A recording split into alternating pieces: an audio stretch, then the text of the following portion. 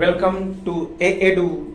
और एएडू के हमारे इस यूट्यूब चैनल में आप सभी का स्वागत है।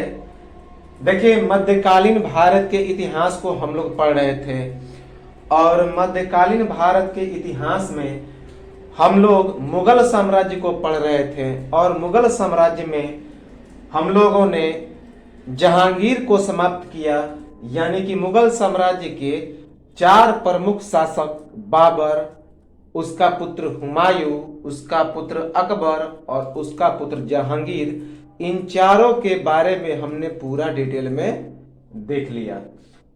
तो आज हम लोग शुरू करने जा रहे हैं जहांगीर का सबसे महत्वपूर्ण पुत्र, जिसका नाम था खुर्रम, जो बाद में शाहजहां बनता है। तो खुर्रम के बारे में हम लोग पढ़ते हैं, जिसका शासनकाल काफी बेहद महत्वपूर्ण था। शांति काल का शासन था, जिसे पूरे भारतीय सभ्यता का सबसे समृद्ध शासनकाल, मुगलकालीन सभ्यता का सबसे बेहतरीन शासनकाल, स्वर्णिम युग कहा जाता है मुगलकालीन सभ्यता का, जो से निर्माण के क्षेत्र में। तो ये सभी चीज हम लोग इसको पढ़ेंगे। तो चलिए शुरू करते हैं शाहजहां के बारे में, जिनकी प्रेम कहानी अपनी बीवी, जिसका नाम था मुमताज महल, उसके साथ काफी प्रसिद्ध है और जिसके याद में दुनिया का एक 7वां आश्चर्यजनक भारत में निर्माण हुआ, उसका नाम है आगरे का ताजमहल। तो चलिए शुरू करते हैं शाहजहां को। सबसे पहले शाहजहां का जो शासनकाल है वह 19 जनवरी 1628 से 31 जुलाई 1658 ईस्वी तक, लगभग कितने वर्ष? तो 30 वर्ष।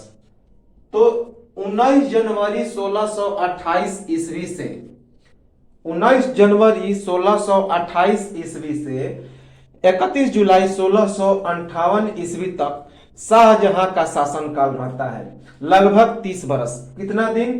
तो 19 जनवरी 1628 ईस्वी से लेकर 31 जुलाई 1658 ईस्वी तक। याद रखेंगे कि 19 जनवरी 1628 से लेकर 31 जुलाई 1658 ईस्वी तक, लगभग 30 वर्ष। और पता होगा कि मुगल साम्राज्य के बारे में कि 1526 से 1707 ईस्वी तक मुगल साम्राज्य रहता है, जब औरंगजेब की मृत्यु हो जाती है। हालांकि इसके बाद भी मुगल साम्राज्य रहता है, लेकिन वे नाम मात्र के होते हैं। तो चलिए इसके परिचय के बारे में आज हम लोग पूरा डिटेल देखेंगे। शाहजहां के परिचय की शुरुआत करते हैं। सबसे पहले कि शाहजहां का जन्म 5 जनवरी 1529 ईस्वी को लाहौर में हुआ था। शाहजहां का जन्म 5 जनवरी 1592 ईस्वी को कहां पे हुआ था? तो पाकिस्तान के लाहौर में। तो 5 जनवरी 1592 ईस्वी को शाहजहां का जन्म पाकिस्तान के लाहौर में हुआ था, याद रखेंगे। इसकी माता जगत गोसाई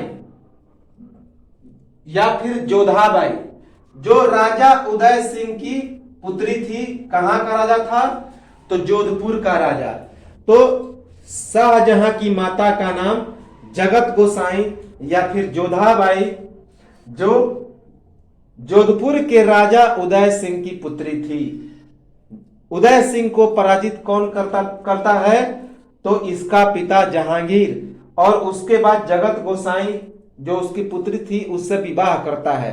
तो उसी से जगत गोसाई से शाहजहां का जन्म होता है, जिसका एक और नाम था जोधाबाई। यह एक राजपूत वंश की पुत्री थी। तो शाहजहां की माता का नाम जगत गोसाई उर्फ जोधाबाई, जो जोधपुर के राजा उदय सिंह की पुत्री थी, और इसके पिता का नाम क्या था? जहांगीर। ये भी याद रखेंगे, इसके पिता का नाम क्या था? जहांगीर। जहांगीर का पुत्र कौन था? शाहजहां। बचपन का नाम शाहजहां के बचपन का नाम खुर्रम था, याद रखेंगे। शाहजहां के बचपन का नाम क्या था? खुर्रम। यही खुर्रम बाद में शाहजहां बनेगा। तो शाहजहां के बचपन का नाम खुर्रम, पिता का नाम जहांगीर। इसका पूरा नाम, तो शाहजहां का जो पूरा नाम था वह था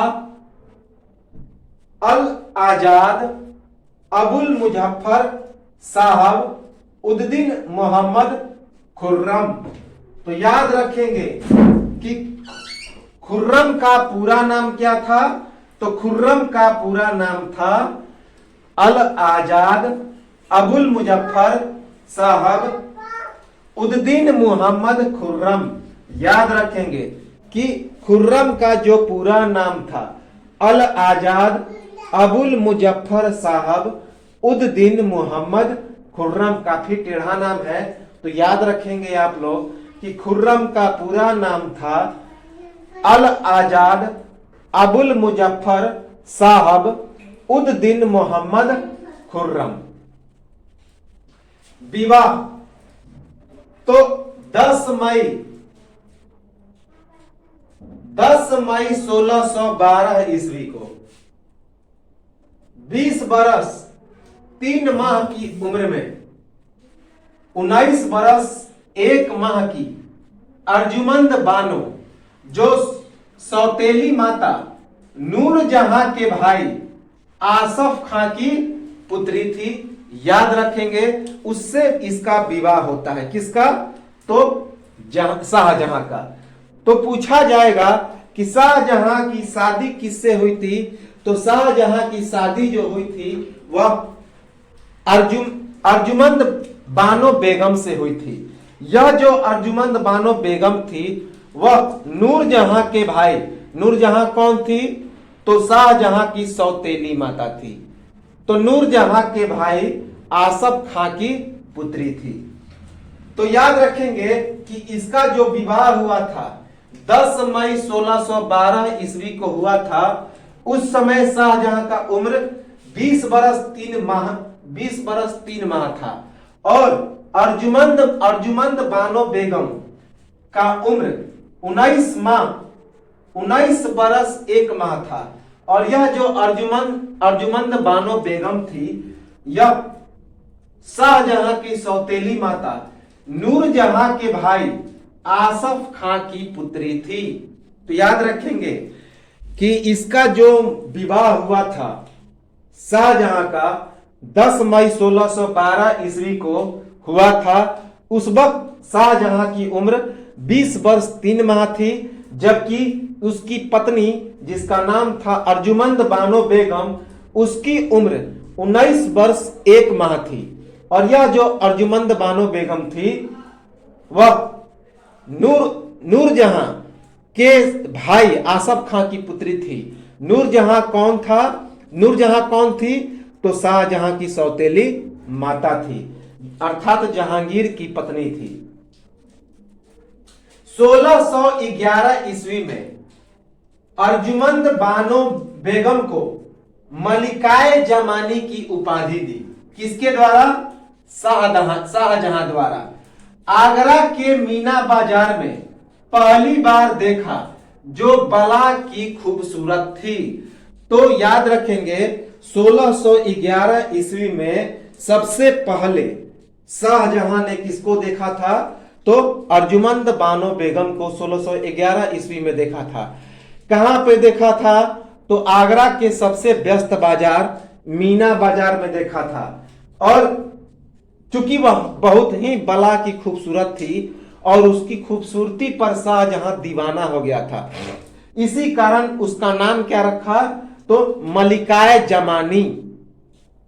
तो मलिकाए जमानी की उपाधि दी। मोस्ट इंपॉर्टेंट है, याद रखेंगे कि मलिकाए जमानी की उपाधि पाने वाली कौन सी स्त्री थी, तो उसका नाम था शाहजहां की बेगम, जिसका नाम था मुमताज महल या फिर अर्जुमंद बानो बेगम। तो अर्जुमंद बानो बेगम को 1611 ईस्वी में शाहजहां ने मलिकाए जमाने की उपाधि दी। क्यों दी, क्योंकि वह काफी खूबसूरत थी और उसी पर वह मोहित हो गया था। और पहली बार 1611 ईस्वी में उसने, शाहजहां ने मलिकाए जमानी अर्थात अर्जुमंद बानो बेगम को कहां पे देखा था? तो आगरा के मीना बाजार में। और देखते ही उसने एक उपाधि दे दी, मलिकाए जमानी। कब? 1611 ईस्वी में। अर्जुमंद बानो बेगम को विवाह के बाद कौन सी उपाधि मिली? किसके द्वारा? शाहजहां के द्वारा मुमताज महल की उपाधि। इसका जन्म कब हुआ था? तो 27 अप्रैल 1593 ईस्वी को। और इस विवाह की चर्चा कौन सी किताब में है? तो जहांगीर की आत्मकथा तुजुके जहांगीरी में, जिसको जहांगीर ने खुद लिखा है। तो याद रखेंगे, विवाह के बाद जो अर्जुमंद बानो बेगम था उसे शाहजहां ने कौन सी उपाधि दी? तो मुमताज महल की उपाधि दी। और इसका जो जन्म हुआ था मुमताज महल का 27 अप्रैल 1593 ईस्वी को हुआ था। और इसके विवाह की चर्चा तुजुके जहांगीरी में लिखा हुआ है। तो शाहजहां के विवाह की चर्चा किस किताब से मिलती है? तो जहांगीर द्वारा रचित तुजुके जहांगीरी से। तो याद रखेंगे कि अर्जुमंद बानो बेगम के साथ जब विवाह करता है शाहजहां, तो उसे कौन सी उपाधि देता है? तो उसे मुमताज महल की उपाधि देता है। और इसका जन्म कब हुआ था? तो 27 अप्रैल 1593 ईस्वी को। और शाहजहां और मुमताज महल की शादी की चर्चा किस किताब में है? तो जहांगीर द्वारा रचित तुजुके जहांगीरी में, जो कि जहांगीर की आत्मकथा है। सगाई अप्रैल 1607 ईस्वी में शाहजहां और जो मुमताज महल थी, अर्थात इसका नाम क्या था? अर्जुमंद बानो बेगम। तो शाहजहां अर्थात खुर्रम और अर्जुमंद बानो बेगम की सगाई कब हुई थी? 1607 ईस्वी में। याद रखेंगे, 14 बरस की उम्र थी अर्जुमंद बानो बेगम की, और 15 बरस का कौन था? तो खुर्रम था। तो 1607 ईस्वी में अर्थात विवाह से 5 बरस पहले ही सगाई हो गई थी। तो 1607 ईस्वी में जब अर्जुमंद बानो बेगम 14 बरस की थी और खुर्रम 15 बरस का था, तभी उन दोनों की सगाई हो गई थी। तो याद रखेंगे कि सगाई कब हुई? तो 1607 ईस्वी में। कब? जब खुर्रम 15 बरस का था और अर्जुमंद बानो बेगम 14 बरस की थी। याद रखेंगे। खुर्रम का अन्य विवाह। खुर्रम का 2 और शादी हुई थी। खुर्रम के कितनी और शादी हुई थी? कुल मिलाकर 3 शादी। एक तो अर्जुमंद बानो बेगम के साथ, दूसरा क्वांदरी बेगम के साथ, और तीसरे के बारे में इतिहास में नाम दर्ज नहीं है, लेकिन तीसरी उसकी पत्नी थी। तो 2 अन्य विवाह भी हुआ था। किसके साथ? तो अन्य विवाह अर्जुमंद बानो बेगम से सगाई तथा विवाह के बीच 2 अन्य विवाह। एक विवाह फारस की शहजादी क्वानदरी बेगम से। तो याद रखेंगे कि जब अर्जुमंद बानो बेगम और शाहजहां की सगाई हुई और विवाह हुआ, तो उसके बीच 5 बरस का गैपिंग रहा, 5 बरस का समय रहा, क्योंकि 1607 में सगाई हुई और 1612 में विवाह हुआ। तो इन 5 वर्षों के भीतर शाहजहां ने 2 अन्य शादियां भी की, जिसमें एक विवाह फारस की शहजादी क्वानदरी बेगम से। देखिए, ईरानी भाषा में राजकुमारी को शाहजादी कहा जाता है। तो जो फारसी थे वे अपनी पुत्रियों को शाहजादी कहते थे और पुत्रों को शाहजादा। तो इससे कंफ्यूजन नहीं होना है। शाहजादा मतलब राजकुमार, शाहजादी मतलब राजकुमारी। तो अर्जुमंद बानो बेगम से सगाई और विवाह के बीच शाहजहां की 2 और शादियां होती हैं। एक शादी शाहजादी क्वानदरी बेगम से, जो फारस की शाहजादी थी, और दूसरी जो शादी हुई उसके बारे में इतिहास में नाम दर्ज नहीं है। शाहजहां की कौन कौन सी पुत्रियां थी? तो एक तो पुत्री थी जहां आरा, और दूसरी पुत्री थी गौहर आरा, और तीसरी पुत्री थी रोशन आरा। तो 3 पुत्रियां थी। एक पुत्री जहां आरा, दूसरी पुत्री गौहर आरा, और तीसरी पुत्री रोशन आरा। तो जहां आरा, गौहर आरा और रोशन आरा, याद रखेंगे। इसके 4 पुत्र थे, दारा शिको, शाह शुजा, औरंगजेब और मुराद बख्श। तो शाहजहां के 4 पुत्र कौन कौन? एक का नाम था औरंगजेब, दूसरे का जो नाम था दारा शिको, तीसरे का नाम था शाह शुजा, और चौथे का नाम था मुराद बख्श।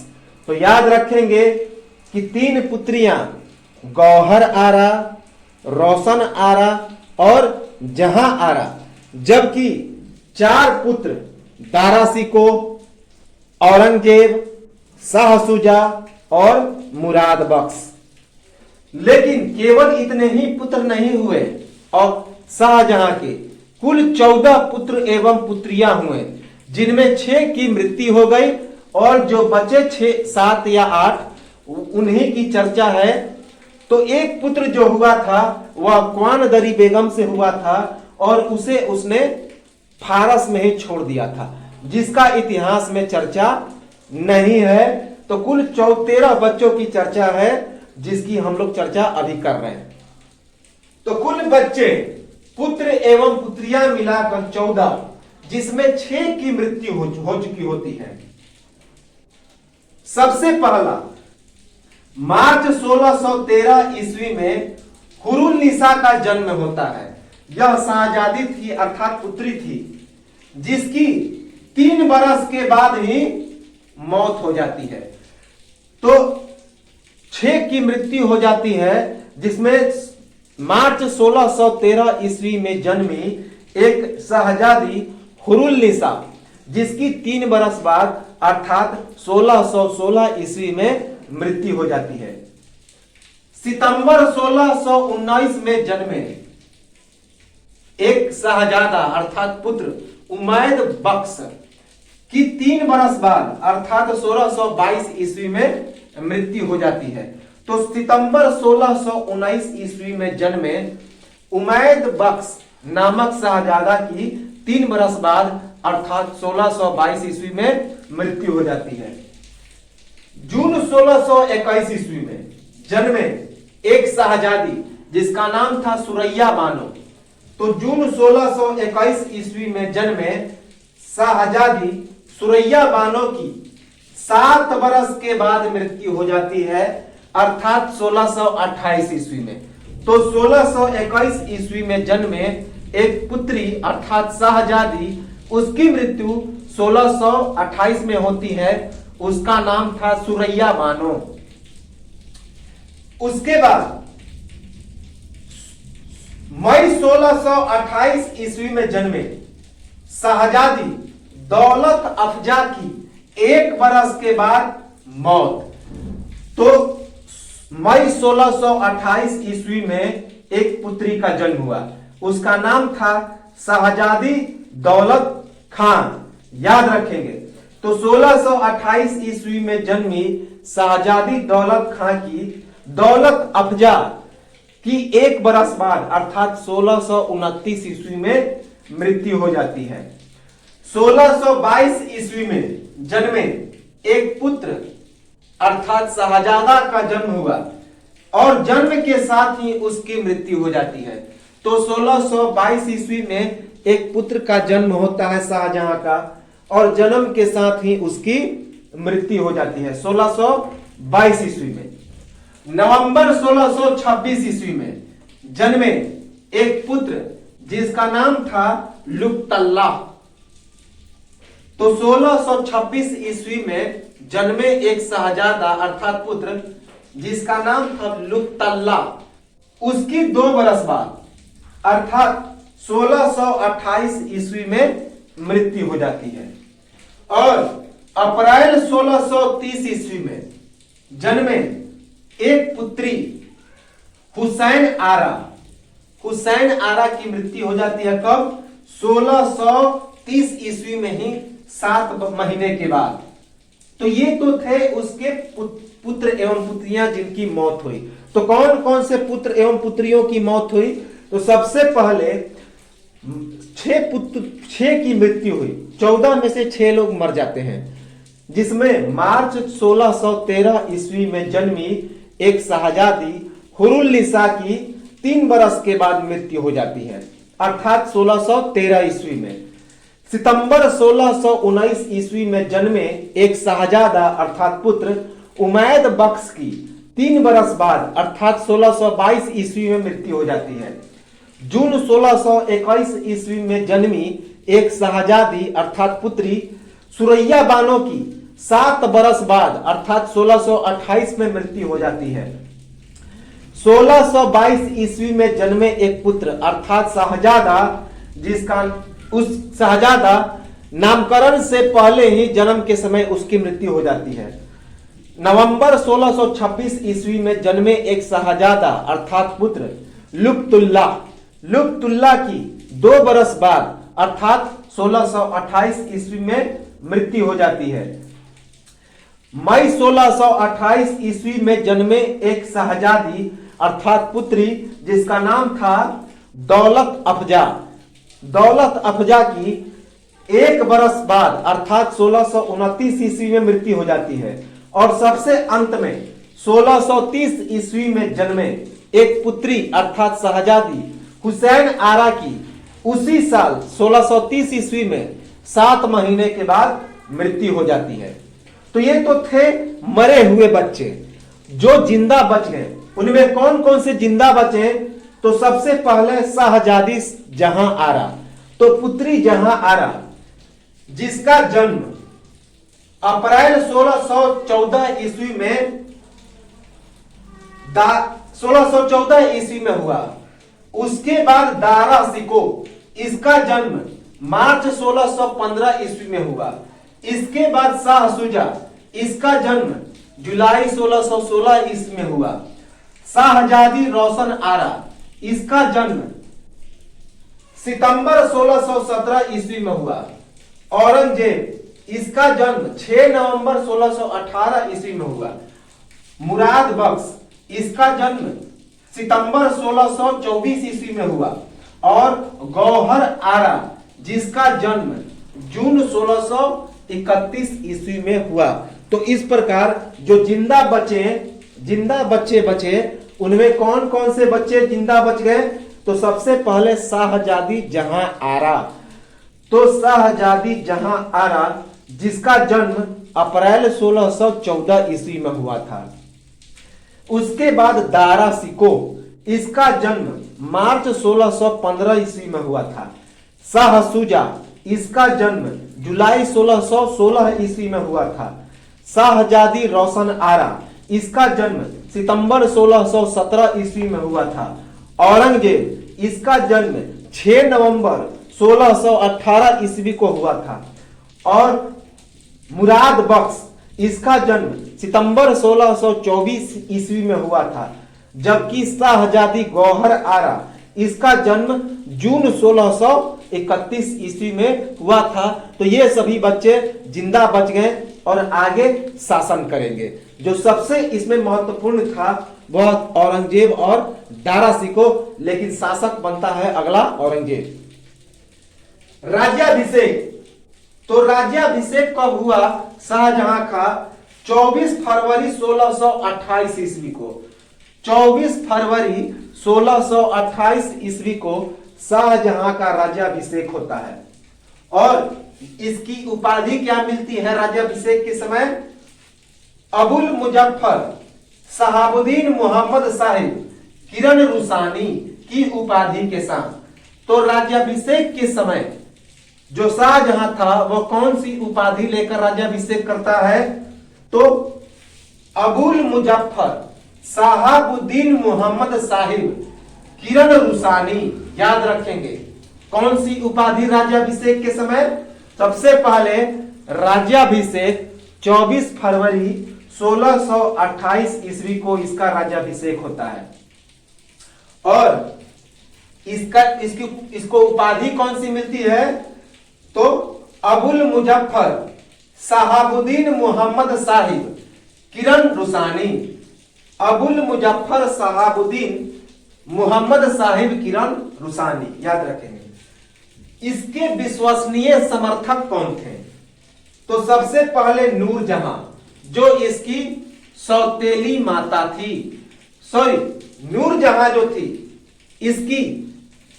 इसका जो सास था, उसकी ससुर थे आसफ खां, उसकी बहन थी। तो आसफ खां ससुर की बहन कौन थी? नूरजहां। आसफ खां नूरजहां का भाई और मिर्जा गयास बेग नूरजहां का पिता।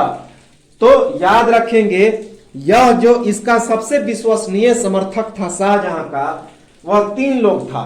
एक तो नूरजहां, जो कि आसफ खां की बहन थी, और आसफ खां कौन था?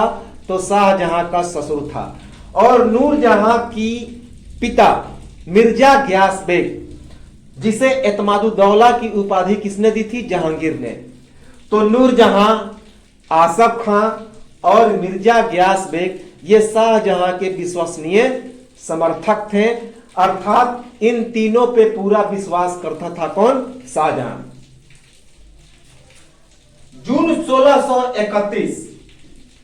1631 ईस्वी महाराष्ट्र के बुरहानपुर में सेना की चढ़ाई के दौरान मुमताज महल भी साथ में गई थी।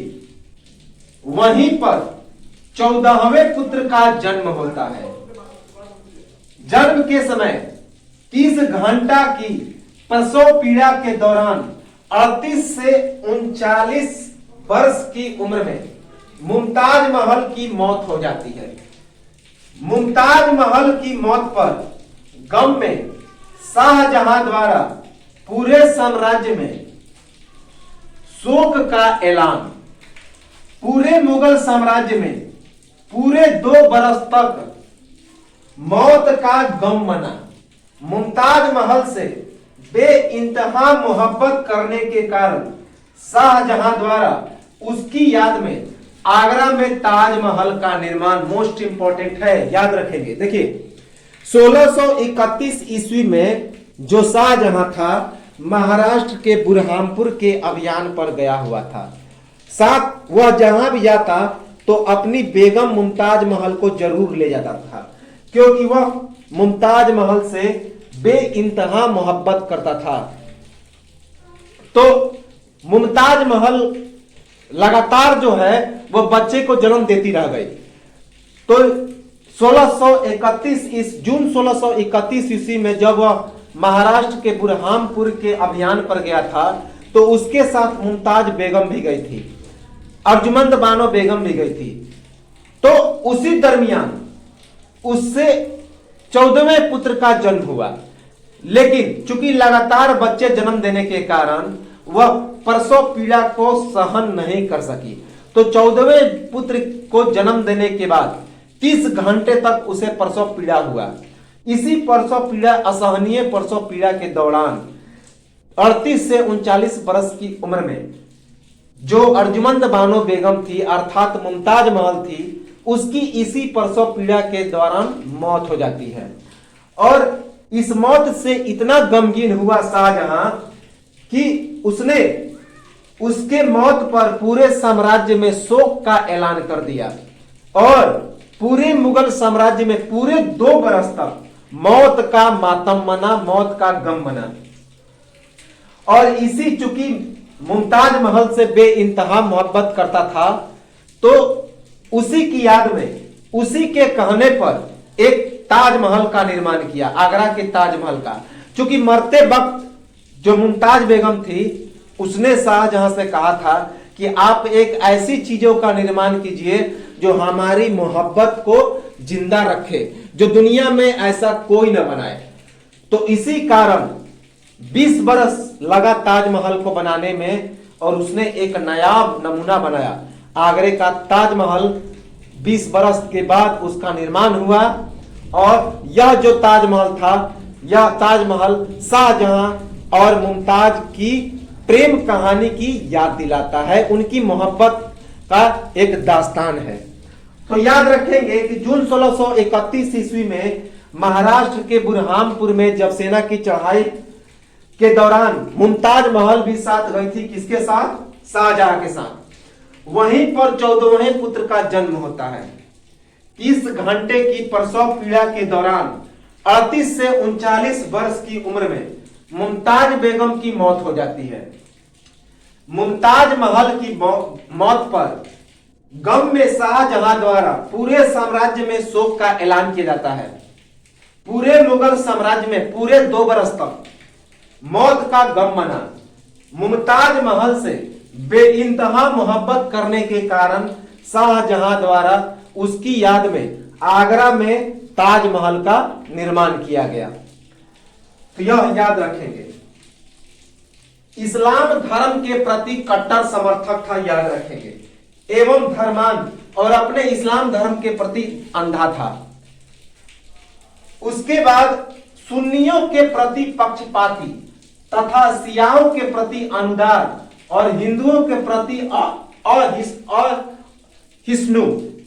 असहिष्णु एवं अनुदार। तो याद रखेंगे कि यह जो शाहजहां था वह इस्लाम धर्म के प्रति कट्टर समर्थक था और धर्मांध था, धर्म में अंधा था, अर्थात वह सुन्नियों के प्रति पक्षपाती था, यह सुन्नी संप्रदाय का था, और शियाओं के प्रति यह अनुदार व्यक्ति था, अर्थात उदार भावना नहीं रखा था, और हिंदुओं के प्रति यह असहिष्णु एवं अनुदार भाव रखा था। तो याद रखेंगे कि यह जो शाहजहां था, इसका व्यवहार इस्लाम धर्म के प्रति कट्टर समर्थक था और इस्लाम धर्म के प्रति यह धर्मांध था, जबकि सुन्नी मुसलमानों के प्रति यह पक्षपाती था, अर्थात जब भी यह न्याय करता था तो सुन्नी मुसलमानों के समर्थन में, जबकि शिया मुसलमानों के प्रति इसका जो व्यवहार था वह अनुदार था, अर्थात उदार नहीं था, गैर पक्षपाती था। हिंदुओं के प्रति भी इसका व्यवहार असहिष्णु एवं अनुदार था, अर्थात अच्छा नहीं था। इसका जो शासनावधि होता है 19 जनवरी 1628 ईस्वी से लेकर 31 जुलाई 1658 ईस्वी तक, लगभग 30 बरस। तो इसका जो शासनावधि होता है शाहजहां का 19 जनवरी 1628 ईस्वी से लेकर 31 जुलाई 1658 ईस्वी तक, याद रखेंगे। तो 19 जनवरी 1628 ईस्वी तक, 19 जनवरी 1628 ईस्वी से 31 जुलाई 1658 ईस्वी तक इसका शासनावधि रहता है, शासनकाल रहता है लगभग 30 वर्ष। शाहजहां के दरबार का सबसे योग्य एवं शिक्षित व्यक्ति कौन था? तो दारा शिकोह था। दारा शिकोह शाहजहां का पुत्र। तो दरबार का सबसे योग्य एवं शिक्षित व्यक्ति दारा शिकोह, जो सबसे योग्य, सबसे उदार एवं सबसे सभ्य व्यक्ति था। तो शाहजहां के दरबार का सबसे योग्य एवं शिक्षित व्यक्ति कौन था? तो वह था उसका पुत्र दारा शिकोह, जो उसके दरबार का सबसे योग्य, सबसे उदार एवं सबसे सभ्य व्यक्ति था। पुत्रों का समर्थन। तो कौन कौन से पुत्रों को कौन कौन किसका किसका समर्थन मिला, इसे हम लोग देखते हैं। सबसे पहले जहां आरा, पुत्री जहां आरा के द्वारा दारा शिकोह का समर्थन प्राप्त हुआ। तो याद रखेंगे कि दारा शिकोह को किसका समर्थन प्राप्त हुआ? तो दारा शिकोह की बहन जहां आरा का। तो जहां आरा द्वारा दारा शिकोह को रोशन आरा भी किसकी पुत्री थी? शाहजहां की। तो रोशन आरा द्वारा औरंगजेब को समर्थन मिला, जबकि गौहर आरा द्वारा मुराद बख्श को समर्थन मिला। याद रखेंगे कि किसे किसे किसका समर्थन मिला, तो जहां आरा का समर्थन मिला दारा शिकोह को, उसके बाद रोशन आरा का समर्थन मिला औरंगजेब को, जबकि गौहर आरा का समर्थन मिला मुराद बख्श को। याद रखेंगे कि जहां आरा का समर्थन मिला दारा शिकोह को, रोशन आरा का समर्थन मिला औरंगजेब को, जबकि गौहर आरा का समर्थन मिला मुराद बख्श को। तो ये तो था परिचय। अब हम लोग सबसे उदार, सबसे शिक्षित और सबसे योग्य व्यक्ति जिसका नाम था दारा शिकोह, जो सबसे सभ्य भी था, उसके बारे में हम लोग कुछ चर्चा कर लें, जो परीक्षा में पूछा जाता है, तो इंपॉर्टेंट है, इसे हम लोग देख लें। दारा शिकोह, सबसे पहले तो अभी हमने देखा शाहजहां के समय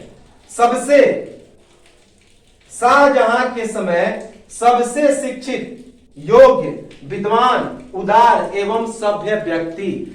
तो अभी हमने बताया कि शाहजहां के समय सबसे शिक्षित, योग्य, विद्वान, उदार एवं सभ्य व्यक्ति कौन था, तो वह था कौन, दारा शिकोह। इसके गुरु का नाम था मुल्ला साहेब बदख्शी, जो कादरी सिलसिला के सूफी संत थे। तो यह जो दारा शिकोह था, इसके गुरु का क्या नाम था, मुल्ला साहेब बदख्शी, जो कादरी सिलसिला से क्या रखते थे, ताल्लुकात रखते थे, अर्थात ये कादरी सिलसिला के सूफी संत थे।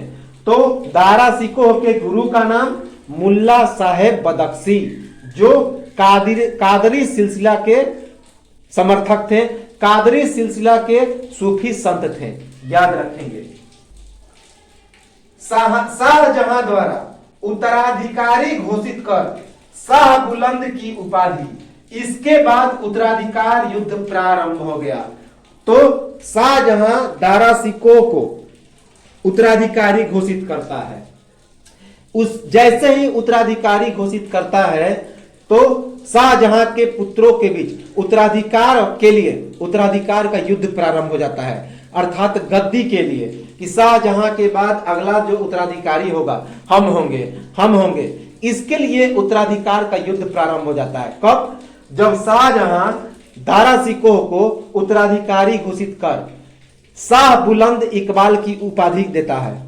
तो याद रखेंगे, जब दारा शिकोह को शाहजहां उत्तराधिकारी घोषित करता है, तो उसके बाद दारा शिकोह को शाह बुलंद इकबाल की उपाधि देता है, और इसके बाद उसके पुत्रों के बीच उत्तराधिकार का युद्ध प्रारंभ हो जाता है। याद रखेंगे। अगले वीडियो में हम लोग उत्तराधिकार के युद्ध को, 5 उत्तराधिकार का युद्ध होता है, डिटेल में चर्चा करेंगे। इसने कौन कौन सी किताबें लिखी और कौन कौन सी चीजों का फारसी में अनुवाद किया? तो सबसे पहले फारसी में अनुवाद रामायण, श्रीमद् भागवत गीता तथा योग वशिष्ठ।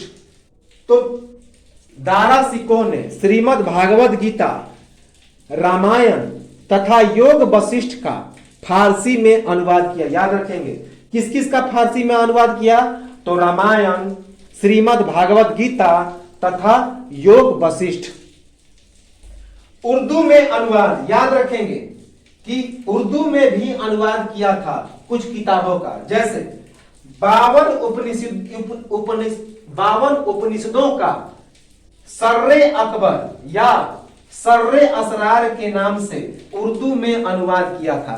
तो याद रखेंगे कि दारा शिकोह ने 52 उपनिषदों का क्या अनुवाद किया था? उर्दू में अनुवाद, और इसका क्या नाम रखा अनुवाद करके?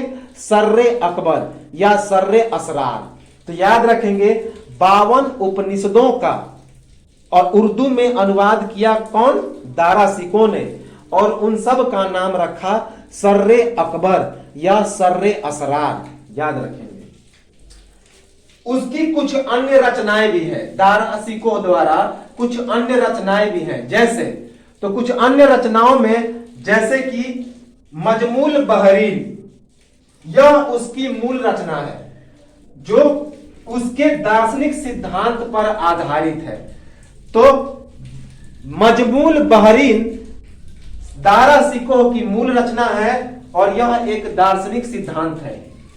हजमत उल ओरिफिन दूसरी किताब है, हजमत उल ओरिफिन, और सफीनात उल औलिया, सफीनात उल औलिया जो एक सूफी संत थे, तो उन पर यह किताब लिखा। तो याद रखेंगे कि अन्य रचनाएं कौन थी दारासिकोह की, तो सबसे पहला मजमुल बहरीन जो कि एक दार्शनिक सिद्धांत था एवं दारासिकोह की मूल रचना थी। उसके बाद हजमत उल ओरिफिन, और तीसरी किताब सफीनात उल औलिया जो कि एक सूफी संत थे, उन्हीं पर यह एक किताब लिखा। क्या नाम रखा? सफीनात उल औलिया जो सूफी संत थे। दूसरी किताब हजमत उल ओरिफिन और मजमुल बहरीन जो कि मूल रचना थी और दार्शनिक सिद्धांत था। सबसे इंपॉर्टेंट ये जो फैक्ट है याद रखेंगे, शाहजहां के समय मुगल साम्राज्य की समृद्धि एवं शानो शौकत चरम सीमा पर थी तथा दरबार हमेशा सामंतों, प्रतिष्ठित व्यक्तियों तथा देश विदेश के राजदूतों से भरा रहता। शाहजहां के दरबार में सभी लोग गर्वान्वित महसूस करते थे। इसी कारण इसका जो शासनकाल क्या कहलाया, तो मध्यकालीन भारतीय इतिहास का स्वर्णकाल, मुगल साम्राज्य का स्वर्णकाल, मुगल कालीन स्थापत्य कला का स्वर्णकाल, क्योंकि कई बेहतरीन भवनों एवं इमारतों का निर्माण हुआ इसके शासनकाल में, और भारतीय सभ्यता का सबसे समृद्ध काल, क्योंकि सबसे शांत समय था पूरे मुगल कालीन इतिहास का। तो याद रखेंगे कि मुगलों का जो शासन काल था उसमें शाहजहां के शासन काल में मुगल साम्राज्य की समृद्धि एवं शानो शौकत अपने चरम सीमा पर थी तथा दरबार हमेशा सामंतों, प्रतिष्ठित व्यक्तियों तथा देश विदेश के राजपूतों से भरा रहता और सभी लोग इसके दरबार में आने को उत्सुक रहते और अपने आप को गर्वान्वित महसूस करते थे। इसी कारण इसके शासन काल को कई चीजों की संज्ञा दी गई है, जैसे मध्यकालीन भारतीय इतिहास का स्वर्णकाल, मुगल कालीन साम्राज्य का स्वर्णकाल, मुगल कालीन स्थापत्य कला का स्वर्णकाल, क्योंकि इसके शासन काल में कई महत्वपूर्ण इमारतों एवं भवनों का निर्माण किया गया। उसके बाद भारतीय सभ्यता का सबसे समृद्ध काल, क्योंकि इसका काल सबसे शांति का रहा।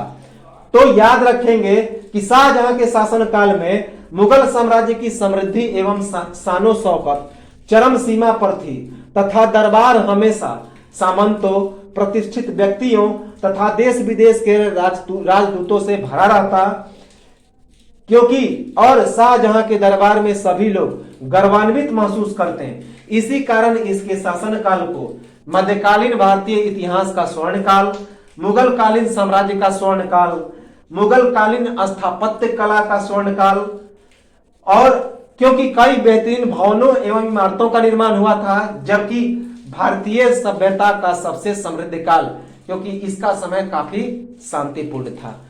तो ये था पूरा शाहजहां का परिचय। अगली वीडियो में हम लोग शाहजहां के कार्यों को देखेंगे और भी कुछ चीजों को देखेंगे। तो याद रखेंगे, हमने बताया कि अकबर के शासनकाल को साहित्य का स्वर्णकाल, जहांगीर के शासनकाल को चित्रकला का स्वर्णकाल, और शाहजहां के शासनकाल को स्थापत्य कला का स्वर्णकाल या मुगल कालीन इतिहास का स्वर्णकाल कहा जाता है। तो ये तो था आज का वीडियो। अगले वीडियो में हम लोग शाहजहां को आगे बढ़ाएंगे उसके कार्यों के साथ। तो एक बार इसका स्क्रीनशॉट ले लें और सब्सक्राइब जरूर करें, क्योंकि इससे आने वाले वीडियो का लाभ आप सभी को मिलते जाएगा, और शेयर करें ताकि अन्य लोगों को भी जिसकी जरूरत हो उसे काफी लाभ मिले, जो मेंस की तैयारी कर रहे हैं, पीटी की तैयारी कर रहे हैं। तो लाइक शेयर सब्सक्राइब और कमेंट जरूर करें और एक बार इसका स्क्रीनशॉट लें। तो मिलते हैं हम लोग अगले वीडियो में, तब तक के लिए